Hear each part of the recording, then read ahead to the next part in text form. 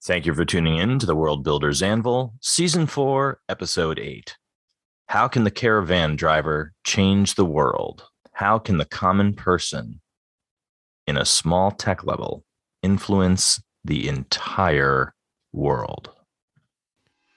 Don't know where to start building your fantasy world? Do you need more? Does it make sense? Forget any worries and become a crafter of imagination. This is the place where we will prime your mind. Now, it's time to heat up the forge. Break out the mithril ingots and hammer. Welcome to the World Builder's Anvil. I'm Jeffrey W. Ingram. And I'm Michael Miller. Let's sup from the milk of Java and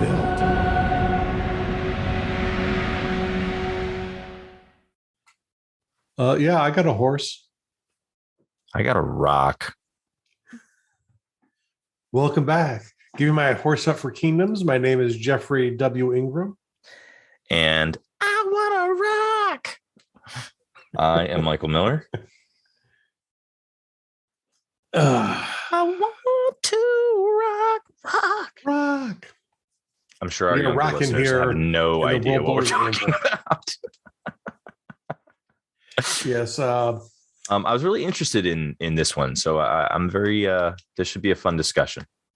It should be a fun discussion. And I want to be frank and upfront with people here. This is essentially just external brainstorming about this idea of what it's like. How does a common person in a world where people are barely traveling, can they impact culture? Because I've made the bold claim that, you don't have to be Alexander the Great to have an effect. And ultimately, it goes back to the philosophical idea that the invisible hand is what controls most things that happen in societies, even in an authoritarian state. It is the handshakes between many little people that make decisions that affect the way everyone lives. But I also wonder if there isn't an argument there for at least the uncommonality of a common man. So you could have your regular common man. And of course, there's tons of movies like this. The two immediate ones that come to mind are Braveheart and another Mel Gibson one, The Patriot, where you have reluctant, rebellious heroes that didn't want to get pulled into a conflict and did just want to chill out and be the common man, family man guy, classic reluctant hero stuff, right?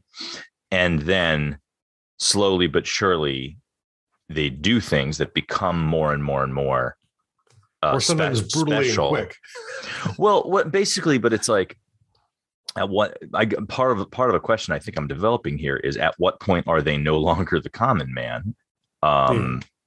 So, and in both cases, I think you have a bit of, they might be common, but there's something about them that isn't. Yes. And I say common man because I mean in more common jobs, not in, I guess the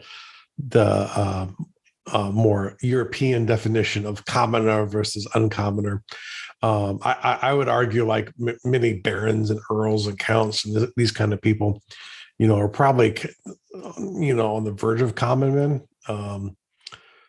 In this scenario I'm talking about, I would actually not include Braveheart or Mel Gibson's character from The Patriot, maybe, because he never became sort of like, he didn't win the war. He was an important character in the right place at the right time, where Braveheart was a movement, and he was a kind of a conqueror on his own, because he became the general, of the army, where Mel Gibson's character was important. He wasn't the general of the army. He did help lead it, but in a different way. So that one is arguable, I guess. In general, I'm not talking about those kind of characters, though. These are not heroes at all. And that's kind of the point of this, is I want to talk about the non-heroic character. And really, it's very little decisions that people make in their lives that actually cause culture, and they, it's like prices are not set by the president or the king or Congress or businesses. Even they're set by the people who purchase the goods. Unless you hold a gun to their head and force them to purchase the goods at a higher price, it's ultimately people's decision going, Coke is worth this much in modern dollars. And it maybe used to be more or less, and it doesn't matter today. And use the word Coke however you wish in that discussion. I let it go. I was going to say something about now. I'll let it go. But it's like it's a series of decisions that people make mutually. That is what culture truly is, which is why it's really sometimes hard to argue what is culture, what is counterculture. Is culture this way or not? Because it's not really, in reality, a static thing. It's dynamic. It's always just, but it's moving at such a little rate that it appears to be static, but it's not really. It's always shifting. Much like prices at stores. In a good day, they appear to not be shifting, but in bad days, they appear to go up really quickly. But for this exploration, it's kind of a what if journey. You have this guard, and how does he have? How can this person who isn't going to rise up to lead a rebellion, who isn't going to do any of those things, he's going to literally do his job of being a caravan guard. How can he change the culture he's from and potentially the culture he's visiting? So for this example, we'll call him Halb, the most important. Haven't you used this name 10 times before? Yeah, well, that is when Matt was running game years ago. I think this was Matt who came up with this. It was sort of like you get asked by characters all the time. So what's this person's name? And it's like Red Guard number 2, Red Shirt Guard number 2. You never intended this character to have a name or be specific. Yeah. And all of a sudden the characters decided we have to talk to this person. We didn't know his name. We didn't know his backstory. And one time Matt just joked and was like, I think I used to say blah. Blah, would do this. And then one time Matt went to Halb, which is blah backwards. And so that's kind of become a joke in my mind that maybe Matt doesn't even remember, or I'm sure some of the people at the game table did, but I imagine he remembers. I'm sure you've heard it several times from me since then. I definitely have. I was trying to remember what the origin of it was. Yeah. It goes to Matthew Bannock, the creator of some fun games, and a good game master. And actually he's now making games with his cousin sometimes too. So, and didn't he make a couple with his brother? Not his brother, his cousin. I was thinking there was one that he did with his brother. Well, Tim Bannock is his cousin, not his brother. Does he have a brother? Yes, Clay. This is this has become the brought to you by Ancestry.com. No, we can't say that. I know. I take that back. This is not brought to you by Ancestry.com or anyone else. But if we're having those kind of discussions, it could very well be. But yes, as far as I know, he's not made any games with his brother. His brother was not a gamer in any stretch of the imagination, at least when I knew him. But his cousin Tim was another good gamer who sat at many of my game tables too. And they were both interviewed on our show. Now, so the role here is this is a caravan guard. This is a person who is an escort of a caravan. He might or might not have a horse. He might ride in a carriage. He might have a bow and walk along next to the caravan. For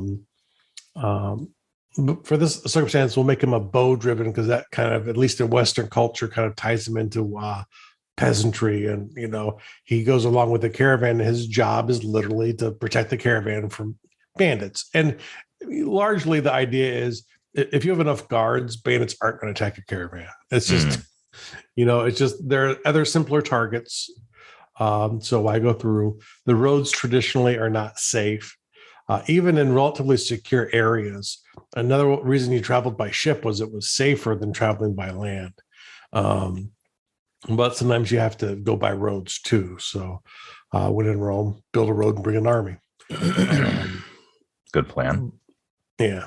Not if you're the people on the other side of the road.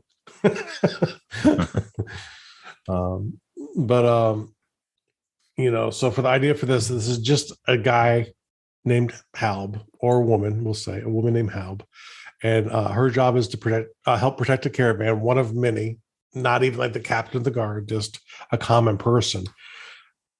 How does the decisions of this person impact culture? And I'd say there are three main ways that they do.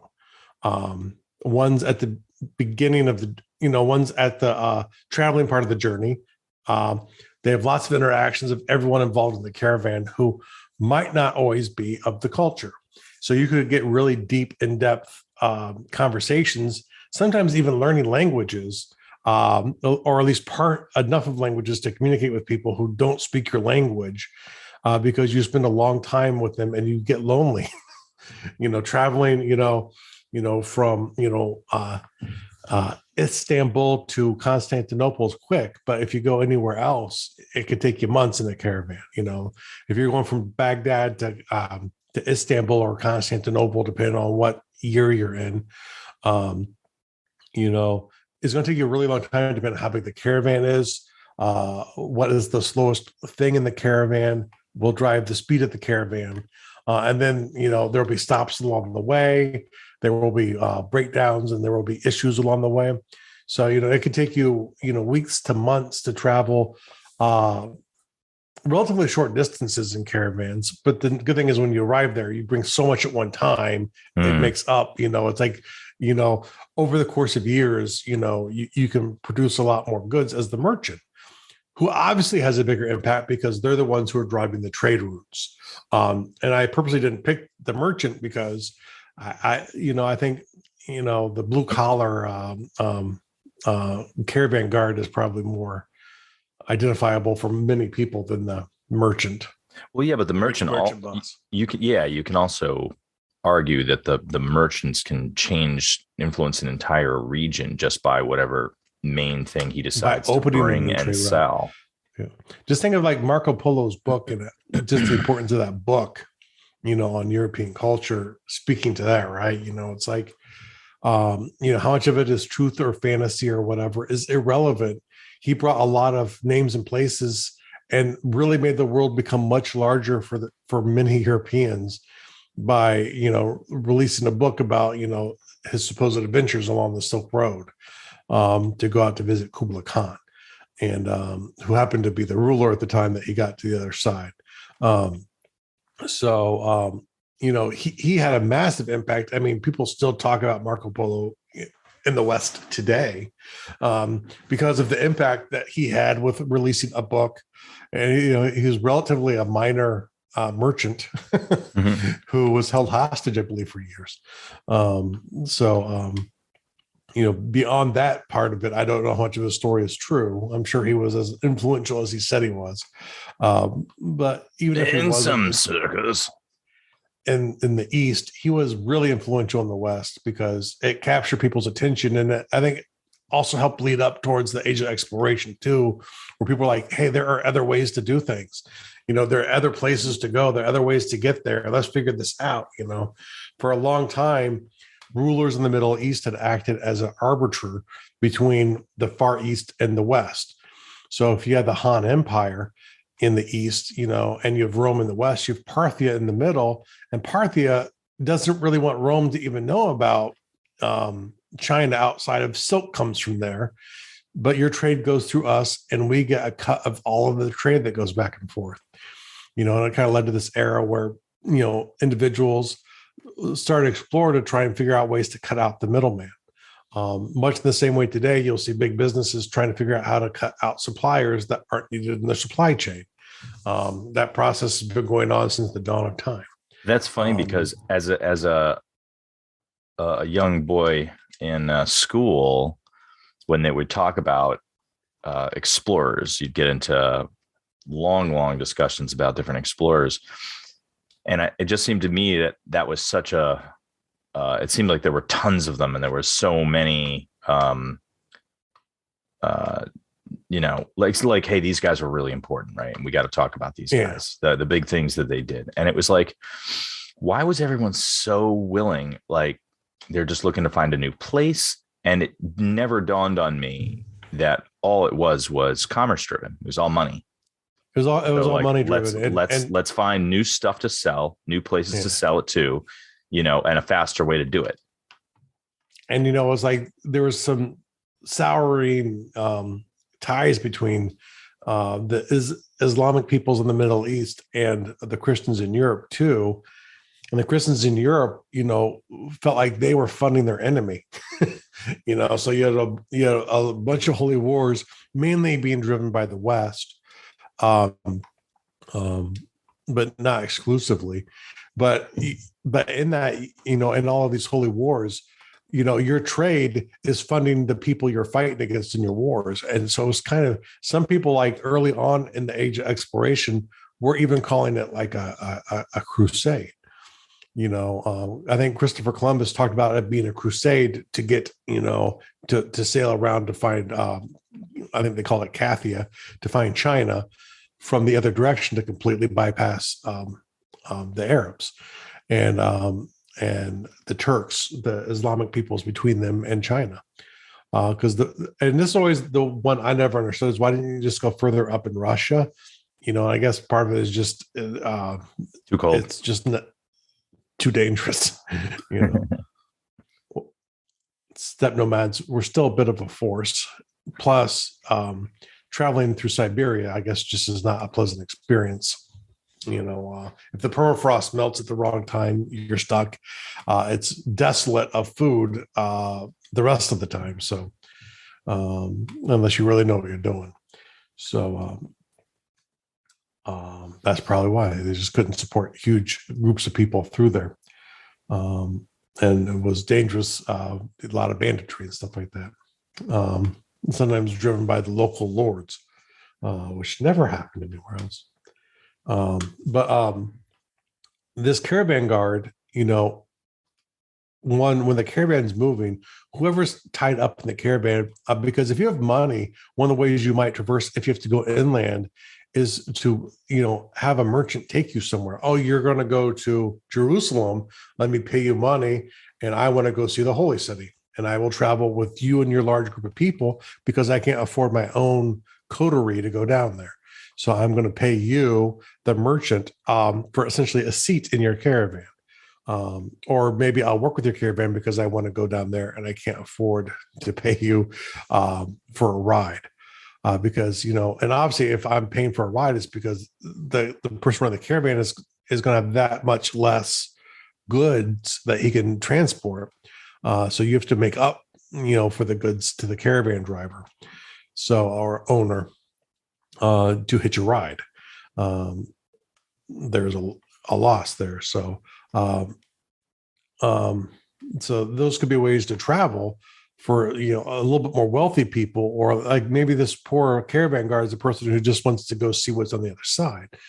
Long travel across land, potentially no fights, but potentially you're going to have to fight as well. Sometimes when you have weapons, they have to get used. So the job is somewhat dangerous, but it leads to a lot of camaraderie with the people who you guard with. You see this with soldiers too. I'm sure police are the same way. When you put your life in danger with a group of people, you get to know them. Even if at the beginning you don't communicate too well, you have to learn to trust each other to get your job done. I'm pretty certain that's a common theme throughout the ages. And I have a feeling in caravans, it's more likely you are to get mixed up with people from further away in your own country where the accent is thick and, you haven't experienced it before. So it can be tough, or tougher, or like I said, maybe potentially people from other countries if it's a really long caravan.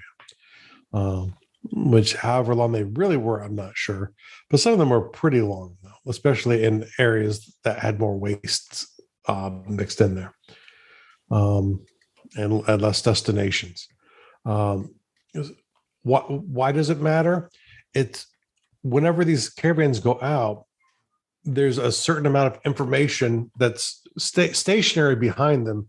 But when they go out into the wilderness, especially if it's establishing a new trade route, they're going to meet people, find ideas and goods, because this guard is going to go shopping for food and go, oh, wow, this food's really good. I wonder if I could bring it home. Can we grow it where I live? Can we take this animal home?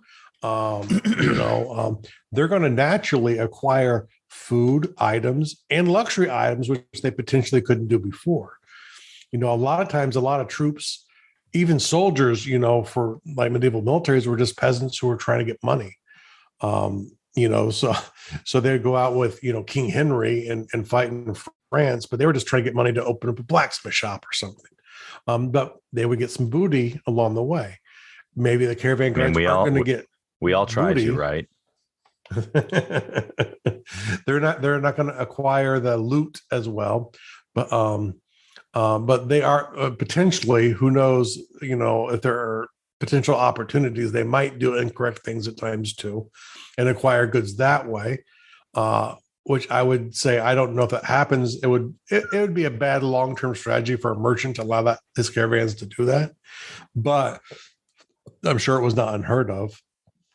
And also for the caravan guards, it's just the normal, oh, wow, what's the thing that you're sticking your meat in? It's a fork. That's kind of cool. Let me take that idea home with me. So you find these interesting things that maybe you don't have. You bring back rugs, and they're so uncommon in Europe. You hang them on the wall and call them tapestries. Is that what happened? Yeah, that's what a tapestry is. It was rugs being brought over from the Middle East. They were so rare and valuable, they hung them on walls. But they were just rugs. Yeah. Come to see the tapestries. But yeah, it's the little things, and it's, that's why it's like it's little things that move, because it's like I bring back the fork, let's say, to Europe, and maybe it doesn't catch on, but my family starts using forks, and then over a period of time, blacksmiths go, okay, people want these fork things, let's make these fork things, and fork things become a cultural norm. I don't know when forks became a cultural norm, but it was not the beginning. Typically, you'd have a little knife you'd eat with, and the other utensils were kind of brought back, through adventurism. But it could be a caravan guard who brings one home to his family. And when you get a certain level of people who go, this is what we need, then it becomes a cultural norm. And I just want to, point out, it's really that simple. It's people just saying, this is the way it is. That's all a culture is people going, yeah, this is the way it is.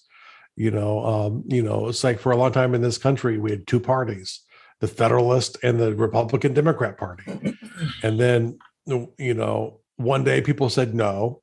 And then we had two different parties, the Democrats and Republicans. And the other party, the Federalist, the Whigs, went away. So, because people just said it, and it just started happening. And now, as things become institutionalized, it becomes harder for them to change. It's kind of like as you get older in life, it's harder for you to change your routines. And it takes typically a need, to change rules at that point, but it's still possible. But as cultures get older and more set in their ways, change becomes harder, but can still happen. And sometimes it's a bit more violent when it does. But, and here's the other thing too, do they have friends? Where they're going, on the road, and at home? Because all those people will be introduced to all of the ideas that person found interesting in the trip. So anyone who I know, I'm going to Rome, I'm from England, and I'm on this, I'm a guard. I go there and I have some friends over there. And so I talk to them about what's going on back home. And they're, and they learn and can adopt ideas or go back and forth with the person. And then they're going to take some of the ideas back from their friends, back to their friends and family back home.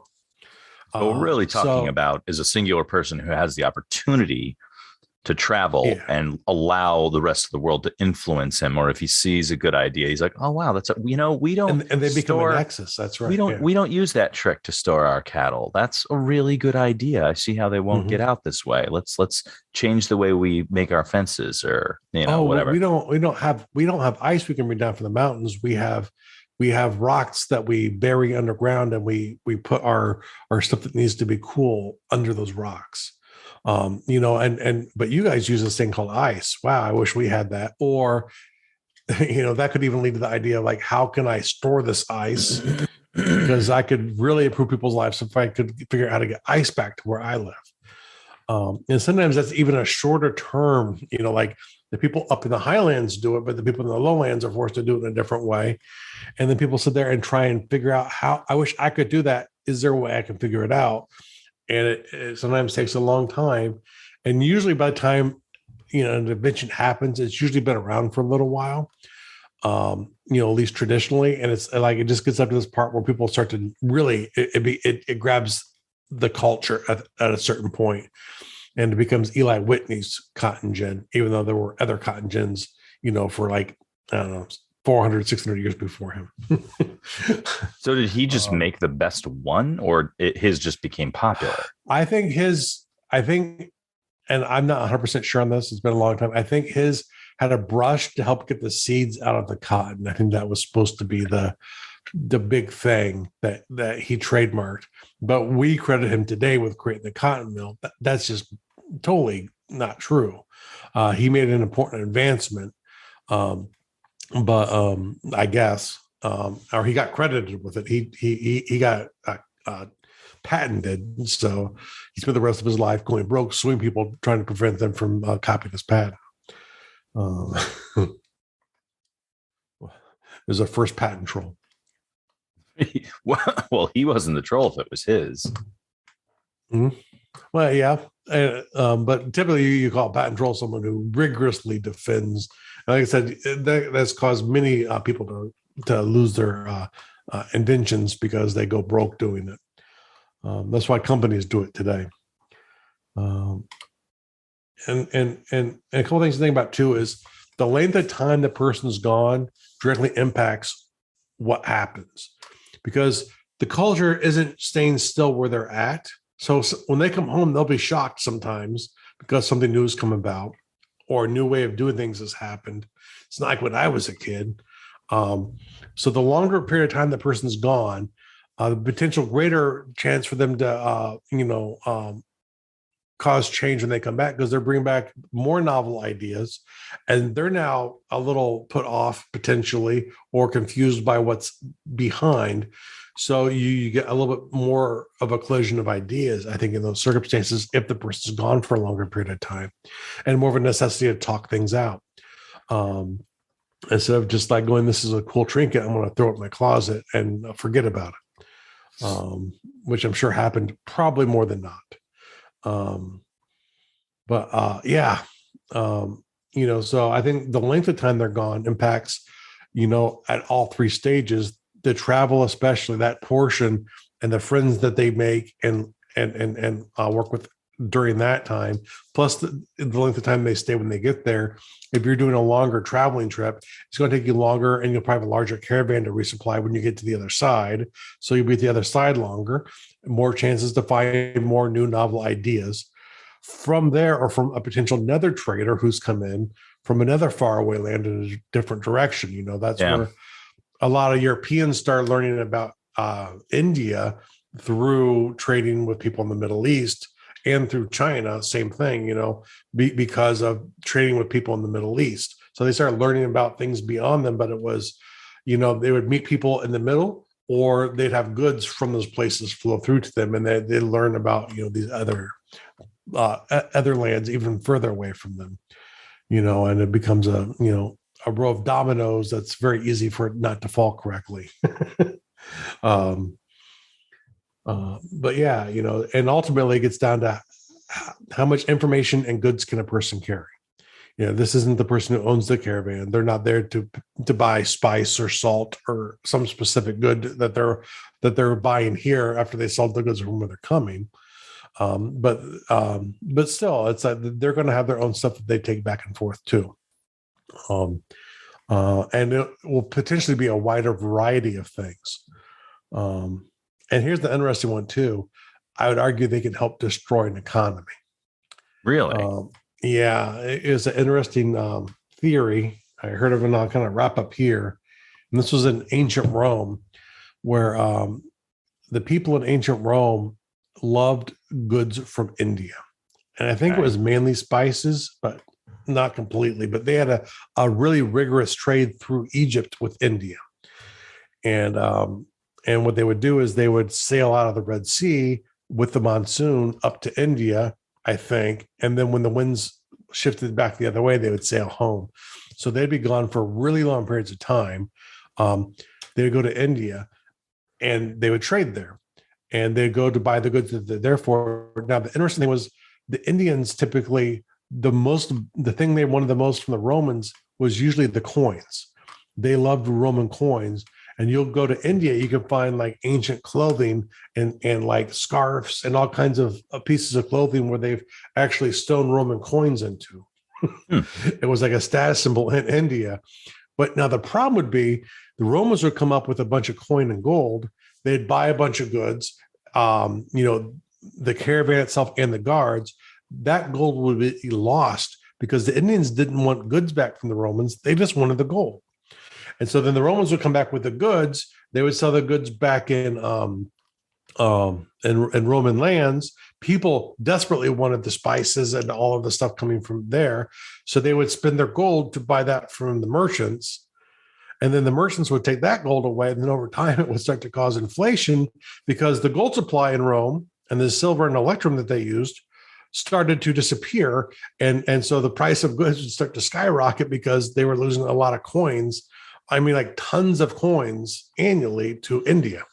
And actually, the Romans started getting really annoyed that they wouldn't just buy Roman goods back so they could get coins back from them. But it was just a different cultural opinion. But it definitely led to inflation in the Roman era. And when I say definitely, in my non-academic and lack of proof kind of stance here, but from my menial research, it did literally. It wasn't the worst thing that caused inflation in Rome. Probably the countless civil wars, but also this massive trade to India where gold just wasn't coming back. It was just essentially goods coming back, gold out, and then when it's a gold-based economy, if you have less gold, you need more of it than to buy the same amount of goods that you used to. So once again, it gets back to economics. Ludwig von Mises, loves to it's people's choices that create the economy, and I kind of agree with him. And and it's not, and the economy goes beyond the stuff that we buy. It's just the way we speak and make choices when we involve other people. I think it's an infinitely fascinating subject. And I could just rant on about it, but I don't know if there's much more point here. The point just to say is maybe the Caravan Guard won't have the impact that Alexander the Great had as an individual, but there's a lot more Caravan Guards than there are Alexander the Greats. And they have a lot more cousins and wives and children and siblings and friends. It's tiny shifts. And maybe it takes time, maybe it takes decades or hundreds of years even, but they are going to have the impacts that really last over time, as much of, if not more so, than many of the leaders that these countries have ever had. Most of them, we don't even remember their names anymore. But some we still do.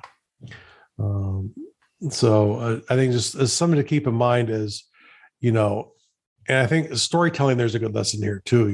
It's like, the fish out of water, why it's so interesting is it helps you point out the idea changes that people can see in front of them because it's shocking, whether you're in Harry Potter and he makes some reference to soccer about Quidditch and people are like, what the heck is that? But it helps explain the Quidditch. But it also gives you a moment in the book to show what the difference is in the Wizard Society versus the Muggle Society. So, and there are a lot of instances in books where that kind of stuff happens, or, it's a classic. It's a trope, obviously, to have a character who just is out of their elements. And that could be culturally or just, urban versus rural and stuff like that too. So keep it in mind as you go along. And so for your world building task of the day, create a friend for your guard so he can have an impact on the world that he's in. He needs a friend. I think he needs a family. Give him more than just a friend. No. This Just a guard friend? is a jerk. He has one friend only. He's one friend.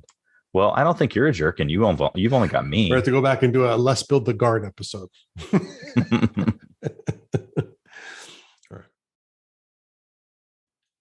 And then finally, for the real world task, there's just been a big blizzard up in the Northeast where I used to live. It has been exceptionally cold down here. It's not got up to 62 days in a row now down where I live. So it's been pretty bad down here too. Just not really. That sounds rough. Sounds pretty horrible, I know. But it's like when you're in scenarios and something like that, nor'easters are pretty annual in New England. This was a bad one, but when stuff happens, especially if you have older friends and family, just check in on them. Older neighbors, especially, check in on them, make sure they're okay. It's a good thing to do in general. I actually talk to my neighbors now. So I did a little bit up in Connecticut, but more frequently now down here or whatever. But it's a good practice. One, it keeps you connected with humanity. I think that's something we all need more of in today's age of being separated, and only connecting via Zoom, living through COVID or whatever. When you get chances to interact with your neighbors, do it, as safely and as best as you can figure out how to do. So we all have a great week, and we'll see you next time. Thank you so much for listening to the World Builders Anvil. We would love it if you would share the World Builders Anvil with 2 of your friends. And so would they. If they are unfamiliar with podcasts, then you get to introduce them to the wonderful world of podcasting. Take them to Stitcher or iTunes, or best of all, just send them to our website, www.guardduel.com. That's GARDUL.com. Now strike while the mithril's hot.